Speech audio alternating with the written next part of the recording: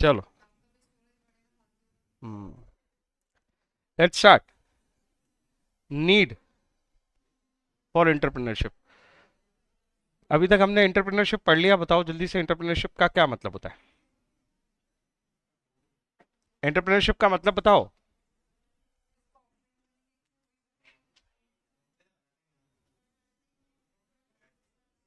Entrepreneurship मतलब skill और knowledge, ये हालत है। एंटरप्रेन्योरशिप मतलब स्किल एंड नॉलेज। और ये स्किल एंड नॉलेज अपने आप आ जाता है या इसके लिए एजुकेशन और ट्रेनिंग की जरूरत है।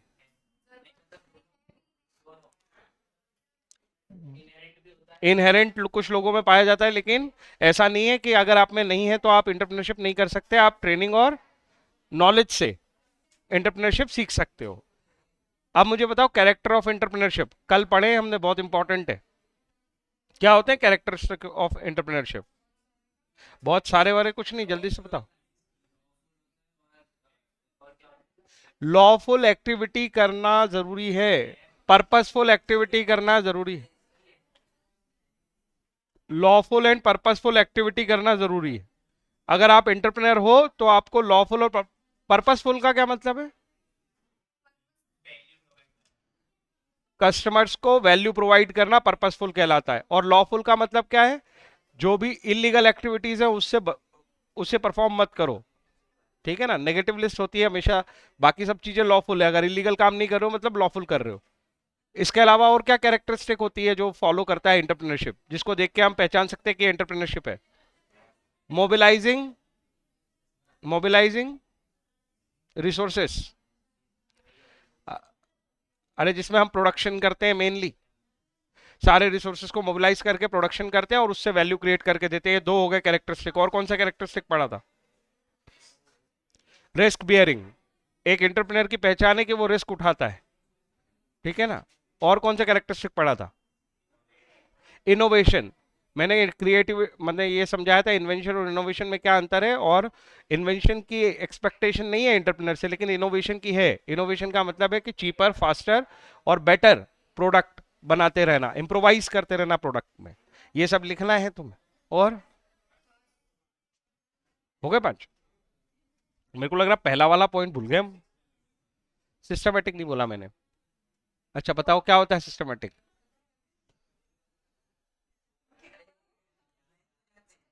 हैंग हो जाते हो। ब्लैंक नहीं, तुम हैंग हो जाते हो। हाँ, नहीं, बहुत अंतर है। क्या होता है सिस्टमेटिक? हाँ, पढ़ो पढ़ो।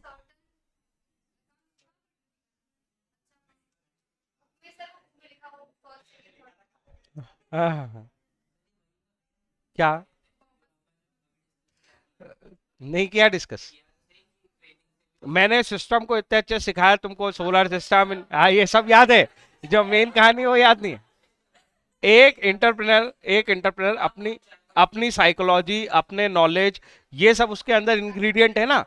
इसको इस्तेमाल करके वो क्या करता है? आइडिया क्रिएट करता है, एक्टिविटीज परफॉर्म करता है। इसका मतलब वो सिस्टम फॉलो कर रहा है। जब अलग अलग कंपोनेंट को कोऑर्डिनेट करके हम रन करें और उससे कोई आउटपुट निकालें, जब अलग अलग कंपोनेंट को हम कोऑर्डिनेटेड मैनर में रन करें और उससे कोई आउटपुट निकाल दे, तो हम उसको क्या बोल सकते हैं? सिस्टम। जैसे computer system, CPU, screen, mouse, ये सब अलग अलग सिस्टम है, इनको कोऑर्डिनेटेड मैनर में रन करके एक आउटपुट जनरेट कर लेते हैं। अरे समझे कि नहीं? Education system, environment system, solar system, सब सिस्टम क्यों है? क्योंकि अलग अलग कंपोनेंट है, interdependent, inter related, inter connected, runs in a coordinated manner to provide or to produce some output। वैसा ही एंटरप्रेन्योरशिप में होता है। जब तक आपके पास ये अलग अलग एलिमेंट नहीं होंगे, जब आपके पास नॉलेज नहीं है, आपके पास स्किल नहीं है, आपके पास अगर माइंड नहीं है, तो आप एंटरप्रेन्योरशिप नहीं कर सकते। ये सब एलिमेंट चाहिए कोऑर्डिनेटेड मैनर में रन करने के लिए। तो ठीक है, अब हो गए पूरे कैरेक्टरिस्टिक। ये 5 कैरेक्टरिस्टिक प्रेजेंट हो तो ही एंटरप्रेन्योरशिप बोलो, अदरवाइज कुछ और बोलो, एंटरप्रेन्योरशिप मत बोलो। नीड फॉर एंटरप्रेन्योरशिप आज हम पढ़ रहे हैं। आखिर हमें क्या जरूरत है एंटरप्रेन्योरशिप की? अब ये तो बहुत ही जेनेरिक टॉपिक हो गया। इतना सब बताने के बाद तुम्हें कुछ तो समझ में आ ही जाना चाहिए कि इस इकोनॉमी में एम्प्लॉयमेंट जनरेशन के लिए एंटरप्रेन्योरशिप की नीड है। एक तो कितना सिंपल है, देखो, एम्प्लॉयमेंट जनरेशन। एम्प्लॉयमेंट तो समझते हो ना? क्या होता है? लाइवलीहुड अर्न करने का मीन्स क्या कहलाता है? एम्प्लॉयमेंट। लाइवलीहुड अर्न करना, लाइवलीहुड मतलब जिससे आप मनी अर्न कर पाओगे इकोनॉमी में, उसको बोलते हैं लाइवलीहुड। तो लाइवलीहुड अर्न करने के मीन्स को बोलते हैं हम एम्प्लॉयमेंट। एक तो जॉब एक तरीका है, एंटरप्रेन्योरशिप एक और तरीका है। तो एम्प्लॉयमेंट क्रिएशन या एम्प्लॉयमेंट जनरेशन हम इसमें लिख सकते हैं। देखो इसके अंदर लिखा हुआ है लाइवलीहुड, लिखा हुआ है ना, entrepreneurship provide livelihood to those neither have capital और एनी प्रॉपर्टी एटसेट्रा, यस और नो। तो आप एंटरप्रेन्योर बन जाओ। जिनके पास कैपिटल है उनसे कैपिटल ले लो, जिनके पास प्रॉपर्टी है उनसे प्रॉपर्टी ले लो, वर्कर्स ले आओ और बिजनेस करना शुरू कर दो। बात समझ में आई? फिर जब अर्न करोगे वो सब में बढ़ जाएगा, तुम्हारे लिए भी लाइवलीहुड की व्यवस्था हो गई और उन लोगों के लिए भी हो गई। So that's how generation of employment. दूसरी इंपॉर्टेंट चीज जो हमें ऑटोमेटिकली समझ में आना चाहिए वो है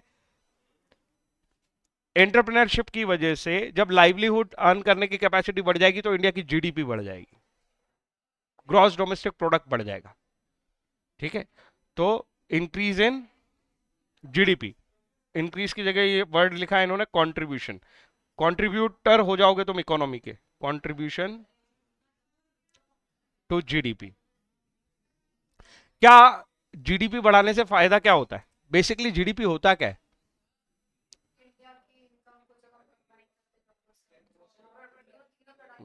उसको नेशनल इनकम बोलते हैं। मैं पूछ रहा हूँ जीडीपी क्या होता है?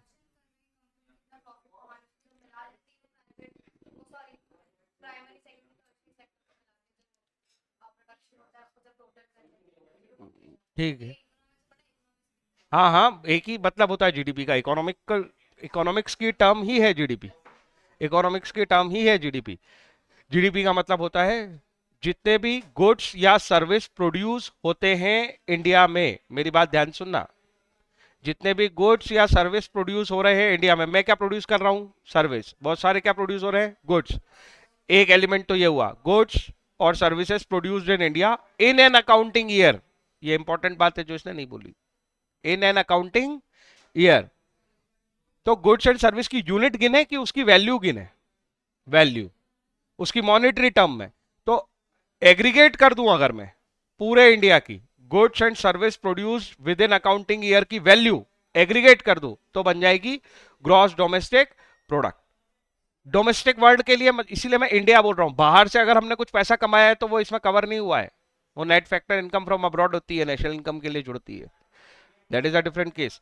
सिर्फ इंडिया, इंडिया की टेरिटरी में हम जितना गुड्स एंड सर्विस प्रोड्यूस करेंगे वैल्यू के टर्म्स में अगर हम उसको एग्रीगेट कर दे तो क्या कहलाएगी? जीडीपी। बात समझ में आई क्या?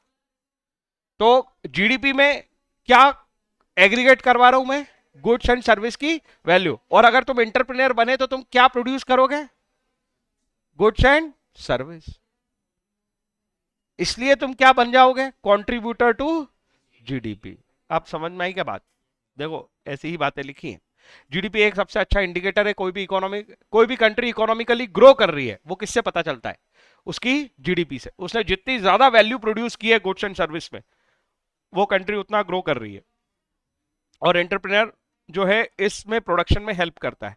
As income is generated in the process of production, जब वो प्रोड्यूस करता है गुड्स एंड सर्विस उसमें इनकम होती है उसको भी, और वो मैंने बताया ना लैंड लेबर कैपिटल, ये फैक्टर ऑफ प्रोडक्शन से जो चीजें लेके आता है इनको भी इनकम देता है।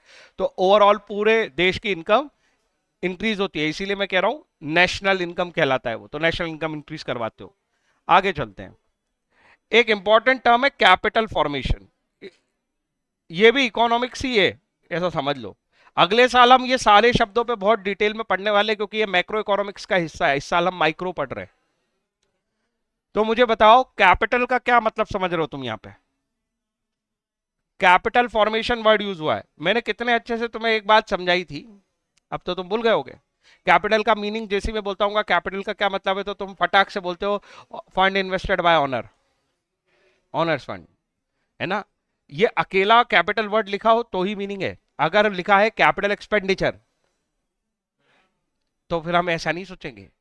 इसका मतलब हो गया long term expenditure, long term के लिए किया गया एक्सपेंडिचर। और कैपिटल एक्सपेंडिचर का मतलब होता है असेट, क्योंकि उसके बेनिफिट हम एक साल नहीं मल्टीपल ईयर्स लेते हैं। ऐसे ही कैपिटल रिसिट, कैपिटल रिसिट का मतलब हो जाता है लॉन्ग टर्म के लिए लिया हुआ फंड। कैपिटल रिसिट का मतलब हो जाता है लॉन्ग टर्म के लिए लिया हुआ फंड, उसका मतलब हो जाता है liability. Capital expenditure is asset and capital receipt is liability. तो कैपिटल वर्ड के आसपास क्या लिखा है उससे उसका मीनिंग बदलता जाता है, फिर वो कैरेक्टर की तरह बिहेव करने लगता है। यहां पे भी वैसे ही है, यहां वर्ड क्या लिखा है, कैपिटल फॉर्मेशन। ये वो मीनिंग नहीं ले सकते हम कि ऑनर्स फंड है। Are you getting my point? अब देखो यहां पे कैपिटल फॉर्मेशन का क्या मतलब है। इकोनॉमिक्स में जब भी कैपिटल फॉर्मेशन होता है ना, उसका मतलब होता है असेट फॉर्मेशन। असेट का मतलब तो तुम जानते हो, जो प्रोडक्शन में इस्तेमाल होने वाली प्रॉपर्टी है, चाहे वो प्लांट एंड मशीनरी हो, चाहे वो लैंड एंड बिल्डिंग हो, अगर उसका इस्तेमाल प्रोडक्शन में हो रहा है तो वो क्या कहलाएगी, कैपिटल। तो कैपिटल फॉर्मेशन का मतलब यहां पे असेट फॉर्मेशन है। तो एंटरप्रेन्योर तो वो व्यक्ति है जो बिजनेस करेगा, बिजनेस करेगा तो असेट्स बनाएगा, मतलब ऐसी प्रॉपर्टीज क्रिएट करेगा इंडिया में जिससे फर्दर क्या होते रहेंगे, प्रोडक्शन होते रहेंगे। अरे मेरी बात समझ में आ रही कि नहीं आ रही, ऊपर से जा रही है? एक एग्जांपल बोलता हूं, फ्रिज। एक कंज्यूमर फ्रिज के साथ क्या करेगा और एक एंटरप्रेन्योर फ्रिज के साथ क्या करेगा। कंज्यूमर उसको अपने कंजम्पशन के लिए घर ले जाएगा और अपनी need and want particular solve करेगा अपनी खुद की बस। लेकिन एक एंटरप्रेन्योर क्या करेगा, उस फ्रिज से वो उस फ्रिज को ऐसी जगह रखेगा जहां से वो उस फ्रिज का इस्तेमाल फर्दर प्रोडक्शन में कर रहा होगा। एग्जाम्पल के लिए वो कोई बेकरी ओपन करके बैठा है या कोई आइसक्रीम पार्लर ओपन करके बैठा है। बात समझ में आ रही है? तो मेरा यही कहने का मतलब है कि एक ही प्रोडक्ट था पर उसको असेट किसने बनाया, एंटरप्रेन्योर ने। अगर तुम कंज्यूमर बने रहोगे तो किसी भी गुड्स को तुम असेट नहीं बनाओगे। एंटरप्रेन्योर बनोगे तो कैपिटल फॉर्मेशन होगी, क्योंकि तुम उससे फर्दर प्रोडक्शन करोगे। ये बात समझ में आई कि नहीं आई, कि असेट का फॉर्मेशन करता है एंटरप्रेन्योर। देखो इसके अंदर उन्होंने क्या लिखा है, एंटरप्रेन्योर जब भी डिसीजन लेता है तो वो इन्वेस्टमेंट डिसीजन लेता है, वो कंजम्पशन डिसीजन नहीं लेता है। वो किस तरह के डिसीजन लेता है, इन्वेस्टमेंट डिसीजन। और इन्वेस्टमेंट डिसीजन का मतलब होता है वो बिजनेस करेगा, उसके अंदर इन्वेस्टमेंट करेगा, उसके अंदर गुड्स खरीदेगा और उस गुड्स से फर्दर प्रोडक्शन करेगा। Are you getting my point? अब मेरी बात सुनो, ये जो नीचे लाइन लिखी है ये इकोनॉमिक्स की बिल्कुल टेक्निकल लाइन है और इसके बारे में तुम थोड़ा बहुत समझते हो। एंटरप्रेन्योर वो व्यक्ति है जिसकी वजह से बैंक्स इतना तुम लोगों से पैसे को सेव करने के लिए रिक्वेस्ट करते हैं। क्यों? तुमसे पैसा लेंगे, एंटरप्रेन्योर को लोन बना के देंगे। तो इकोनॉमी में वो जो पैसे को लेके मूवमेंट है वो है ही एंटरप्रेन्योर की वजह से। अगर एंटरप्रेन्योर लोग बैठ जाएं तो जो बैठ के कमा रहे हैं ना आराम से, कि हम इंटरेस्ट कमा रहे हैं एफडी पे, इस पे शेयर मार्केट में पैसे, ये सब पैसा गायब। तुम्हें मेरी बात समझ में आ रही है? अगर एंटरप्रेन्योर लॉबी को बिठा दे हम, तो शेयर मार्केट में पैसा क्यों लगाओगे? वो पैसा कहां जाता है, अल्टीमेटली किसी एंटरप्रेन्योर की जेब में जाता है। वो उससे क्या कर रहा होता है, बिजनेस। उसमें वो क्या कर रहा होता है, अर्निंग। और वो पैसा तुम्हें डिविडेंड की तरह आ रहा होता है। इस चीज को ध्यान में रख के तुम उधर पैसा देते हो। तुम पैसा बैंक में जमा क्यों करते हो? क्यों? बैंक तुमसे एफडी कराता है। बैंक को क्या मजा आ रहा है? बैंक को ये मजा आ रहा है कि तुम्हारा पैसा आज वो तुमको बोल देगा 6% दूंगा इंटरेस्ट एफडी पे, और आगे लोन दे देगा 18% पे। 12% का मार्जिन चाहिए उसको। Are you getting my point? तो ये सारा इन्वेस्टमेंट इकोनॉमी में किसकी ग्राउंड पे हो रहा है, किसको देख देख के हो रहा है, एंटरप्रेन्योर को देख देख के हो रहा है।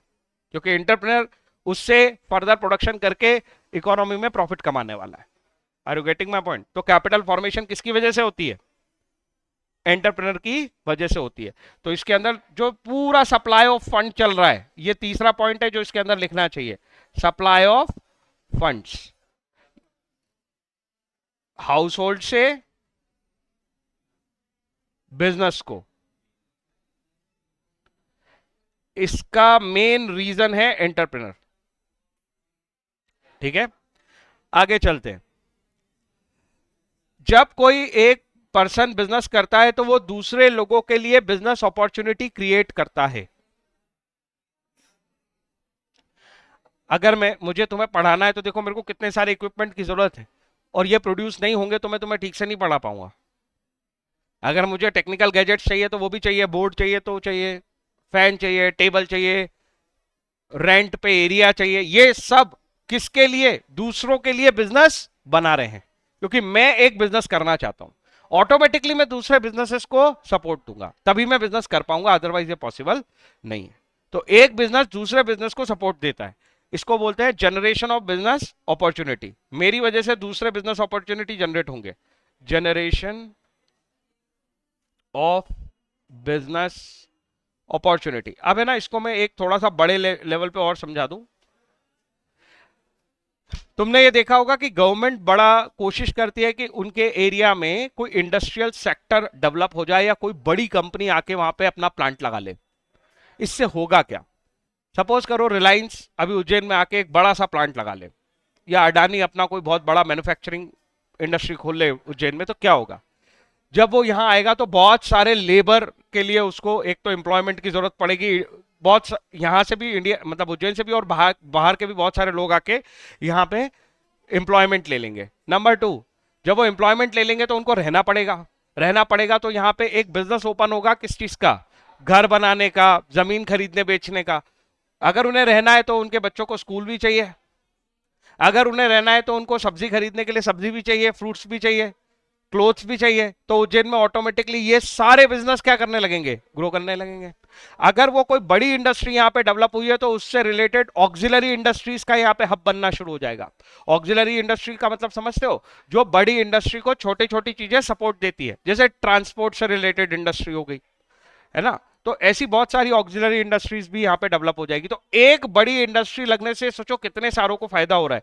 यही बात वो लिख रहे हैं कि जब एंटरप्रेन्योरशिप में का ट्रेंड किसी इकोनॉमी में बढ़ता है, लोग ज्यादा इंटरप्रेन्योर बनने की कोशिश करते हैं, तो वो दूसरे लोगों के लिए ऑटोमेटिकली क्या क्रिएट कर रहे होते हैं? Business opportunity. तो अगर 10 लोगों के अंदर, मतलब अगर किसी शहर में एग्जांपल के लिए 100 लोग रहते हैं, और अगर हमने उनके उसमें से 10 लोगों के अंदर एंटरप्रेन्योरशिप की आदत डाल दी, तो वो धीरे धीरे करके बाकी के 990 लोगों को भी क्या आदत डालने शुरू कर देंगे कि तुम्हारे लिए भी अपॉर्चुनिटी है, तुम भी बिजनेस कर लो। And this is how the economy grow. मेरी बात समझ में आई? तो इसलिए बहुत इंपॉर्टेंट है एंटरप्रेन्योरशिप, और ये जनरेशन ऑफ बिजनेस अपॉर्चुनिटी करती है, क्योंकि एक बिजनेस दूसरे बिजनेस से लिंकेज रहता है। ये दो इंपॉर्टेंट वर्ड उसमें यूज हो रहे हैं, देखो, एक है फॉरवर्ड लिंकेज, और एक है बैकवर्ड लिंकेज। ये बड़ा ही इंपॉर्टेंट टर्म है बिजनेस की भाषा में। इसको फॉरवर्ड इंटीग्रेशन और बैकवर्ड इंटीग्रेशन भी बोलते हैं। एग्जाम्पल के लिए समझना, मैं मेरे केस पे ही बताता हूं, हर बिजनेस में सोच सकते हो। मैं तुम्हें पढ़ा रहा हूं, और तुम्हें पढ़ाने के लिए मैं ये बुक इस्तेमाल कर रहा हूं। अगर मैं बुक बनाने लग जाऊं और बुक प्रिंट करने लग जाऊं, तो ये मेरे बिजनेस में एक नया पूरा प्रोस्पेक्टस खोल देगा, और मुझे नई इनकम जनरेट हो जाएगी। मेरी बात समझ में आई क्या? मुझे बुक बनानी अगर शुरू कर दूं तो मेरा एक बैकवर्ड इंटीग्रेशन कहलाएगा। Are you getting my point? Yes और नो? नहीं आया समझ में? फिर से बोल रहा हूं, मैं तुम्हें पढ़ा रहा हूं, और तुम्हें पढ़ाने के लिए मैं कुछ मटेरियल इस्तेमाल करता हूं। इस मटेरियल को मैं खरीदता हूं ऑलरेडी प्रोड्यूस्ड, तो इसके सारे बेनिफिट तो बुक वाले को गए। लेकिन अगर ये बुक मैं ही लिखने लगूंगा, तो एक तो दो कमाई शुरू हो जाएगी ना, एक पढ़ाने से और एक बुक सेलिंग से। इसको मैं क्या बोलूंगा? Backward integration. कि इंटीग्रेट करना मतलब किसी चीज को मेरे बिजनेस में मैं शामिल कर रहा हूं, मैं इंक्लूड कर रहा हूं, तो ये मेरा पीछे का एक एस्पेक्ट मैंने शामिल कर लिया। Are you getting my point? Yes और नो? ऐसा सभी बिजनेसेस में होता है कि आप अपने पीछे रॉ मटेरियल वाले स्टेटस से आने शुरू हो जाओ। जैसे कोई आटा बनाता है, फ्लोर, ठीक है, अगर वो खेती करना शुरू कर देगा तो वो बैकवर्ड इंटीग्रेशन हो जाएगा, जहां पे वो अपने लिए व्हीट प्रोड्यूस कर रहा है। अगर वो आटा बनाने वाला आगे जाके बेकरी खोलने लगता है, एक बिजनेस इंक्लूड कर लेता है आगे का, बेकरी खोल लेता है और बिस्किट बना के बेचता है, आटा भी बेचता है और बिस्किट भी बेचता है, तो उसने फॉरवर्ड इंटीग्रेशन कर दिया। अगर आप खुद नहीं करोगे तो ये किसको अपॉर्चुनिटी मिल रही है? दूसरों को। अरे मेरी बात समझ में आई कि नहीं? इसीलिए हम कह रहे हैं कि बैकवर्ड लिंकेज और फॉरवर्ड लिंकेज दोनों क्रिएट होते हैं अगर मैं बिजनेस कर रहा हूं तो। ठीक है,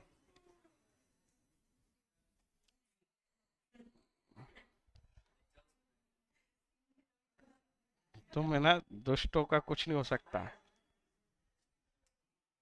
improvement in economic efficiency. Economic, ये एफिशिएंसी वर्ड बहुत इंपॉर्टेंट है। इफेक्टिवनेस और एफिशिएंसी मैंने तुम्हें कई बार वर्ड समझाया है, तुम मुझे बताओ क्या होता है। The difference between efficiency and effectiveness.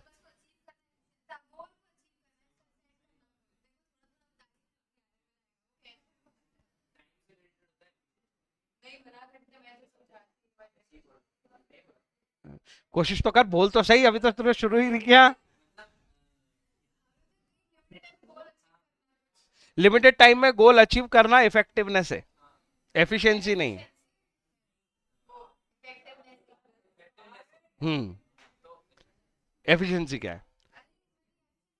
तुम जो सॉल्यूशन करते हो ना क्वेश्चन का, उसमें दोनों चीजें यूज होती है और दोनों चीजें चेक होती है। हाँ, किसी चीज को करेक्ट मैनर में परफॉर्म करना, जिसमें टाइम का, कॉस्ट का सेविंग हो, वो क्या है? एफिशिएंसी। और रिजल्ट अचीव कर लेना, इफेक्टिवनेस। तो जब तुम आंसर करते हो तो उसका आंसर प्रॉपर आ गया तो तुम इफेक्टिव हुए। लेकिन अगर तुमने उसको प्रॉपर मेथड से किया है, उसका प्रेजेंटेशन सही है और तुमने टाइमली और क्विकली सॉल्व कर लिया उसको बिना डाउट के, तो तुम एफिशिएंट भी हो। ऐसे ही बिजनेस होता है, वो अपनी हर एक्टिविटी को एफिशिएंट भी बनाना चाहता है और इफेक्टिव भी। अरे मेरी बात समझ में आई? तो हमारी economy as a whole, India की इकोनॉमी एफिशिएंट कब बनेगी? ज्यादातर लोग जब इंटरप्रेन्योर होंगे। ऐसा क्यों बोल रहे हैं? क्योंकि इंटरप्रेन्योर मतलब हर लेवल पे, छोटे छोटे लेवल पे लोग बिजनेस को प्रॉफिट के लिए कर रहे होंगे। बोलो हाँ या ना। हर छोटे छोटे लेवल पे लोग क्या चाहते हैं? प्रॉफिट। और अगर प्रॉफिट चाहते हो तो बताओ, तुम्हें कॉस्ट को जितना हो सके उतना कम रखना है, मतलब अपने रिसोर्सेस का ऑप्टिमम यूटिलाइजेशन करना है। तो बेसिक वर्ड है इसमें ऑप्टिमम यूटिलाइजेशन ऑफ रिसोर्सेस।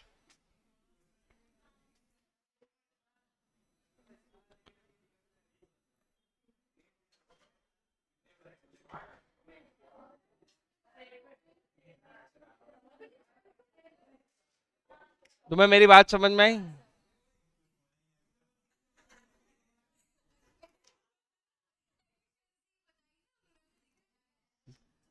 1991, 1991 में क्या हुआ था? अभी देखना देखना, हाँ क्या हुआ था 1991 में?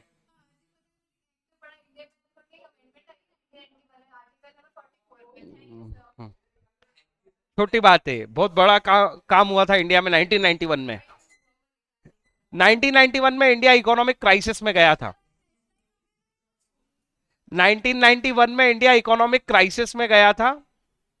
मेरी बात ध्यान से सुन लो, ये काम की बात है। 1991 में इंडिया इकोनॉमिक क्राइसिस में गया था और उस इकोनॉमिक क्राइसिस की वजह से हमें वर्ल्ड बैंक के पास लोन लेने जाना पड़ा था। उन लोगों ने हमारे ऊपर 3 शर्तें लगाई थी। प्राइवेटाइजेशन, ग्लोबलाइजेशन और लिबरलाइजेशन।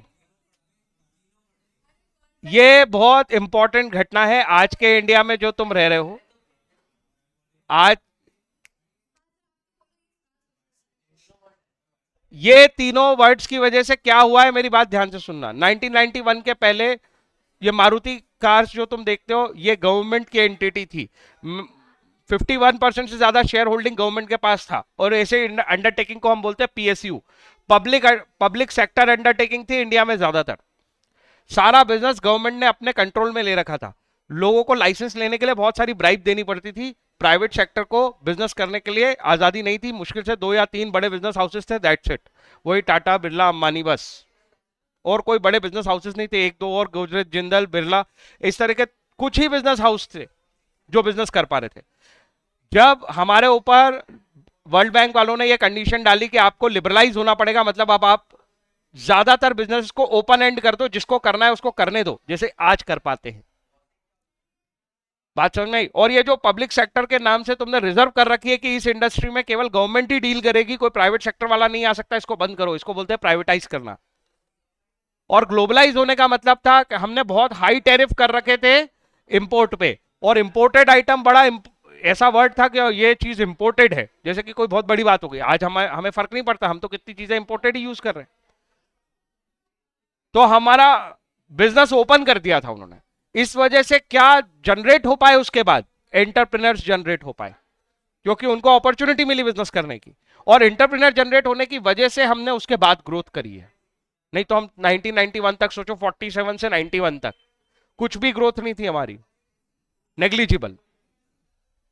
बात समझ में आई? इंडिपेंडेंट होने के बाद भी हमारी ग्रोथ नेग्लिजिबल थी। तो उसका जो चेंज आया है वो एंटरप्रेन्योर की वजह से आया है। और मैं यही बात बता रहा हूं, क्योंकि हमने फिर एफिशिएंटली काम करना।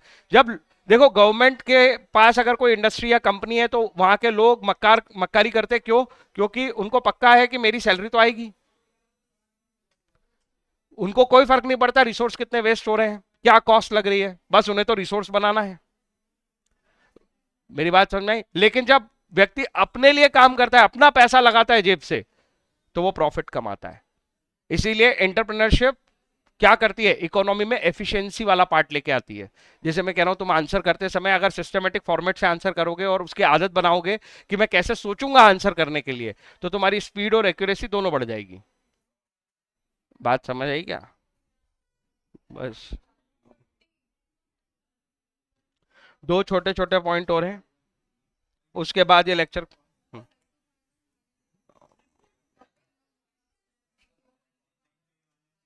Increasing spectrum, increasing spectrum and scope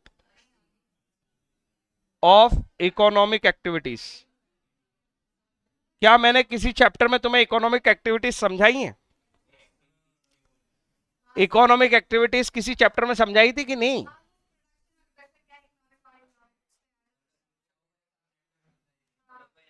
हाँ बताओ।